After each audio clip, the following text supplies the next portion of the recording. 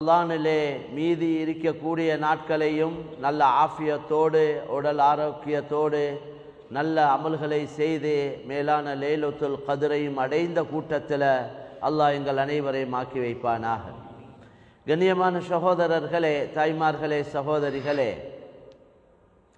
அல்லாஹ் சுப்ஹானஹு வ தஆலா மனிதனுக்கு பல நல்ல வாய்ப்புகள், நல்ல சந்தர்ப்பங்களை அடிக்கடி கொடுத்து கொண்டே இருக்கின்றான். இந்த அடியான் எப்படியாவது இந்த நல்ல சந்தர்ப்பத்தை பிரயோஜனப்படுத்தி அல்லாஹ்வுக்கு விருப்பமான ஒரு நல்லடியானாக ஆக வேண்டும் என்பது தான் அவனுடைய எதிர்பார்ப்பு.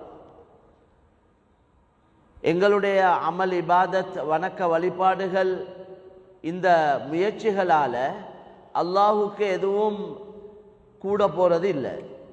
அல்லாஹ்வுக்கு எந்த பலனும் இல்லை. தெளிவாக சொல்ல போனால் நாங்கள் எல்லாரும் அல்லாஹ் வணங்கித்தான் அல்லாஹ் வணங்கப்படும் என்பது கிடையாது.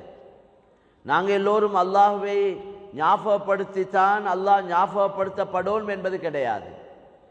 அல்லாஹ்வை நினைப்பதற்கு, ஞாபகப்படுத்துவதற்கு இந்த உலகத்தில் இருக்கக்கூடிய சகல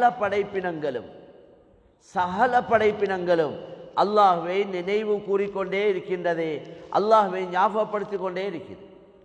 அது அல்லாஹ் ரொம்ப தெளிவாக குர்ஆனில் பல ஆயத்துகளின் மூலம் துஸப்பிஹு லஹுஸ் ஸமாவாத்து ஸப்உ வல் அர்து வமன் ஃபீஹின்ன, இந்த 7 வானங்களும் 7 பூமிகளும், இந்த வானங்கள் பூமிகளில் உள்ளவைகள் எல்லாமே وَإِن مِّن شَيْءٍ إِلَّا يُسَبِّحُ بِحَمْدِهِ, இந்த உலகத்தில் அல்லாஹ்வை திக்ர் செய்யாமல், தஸ்பீஹ் செய்யாமல் இல்லாதது ஒன்று இல்லை என்று அல்லாஹ் சொல்றார்.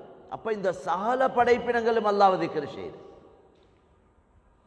மரமட்டைகள் அல்லாஹ்வை திக்ர் செய்து, அலம் தர அன்னல்லாஹ யஸ்ஜுது லஹு மன் ஃபிஸ் ஸமாவாதி வ மன் ஃபில் அர்தி والشمس والقمر والنجوم والجبال والشجر والدواب وكثير من الناس.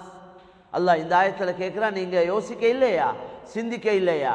அல்லாஹ்வை சகல படைப்பினங்களும் சுஜூத் செய்து கொண்டிருக்கிறது.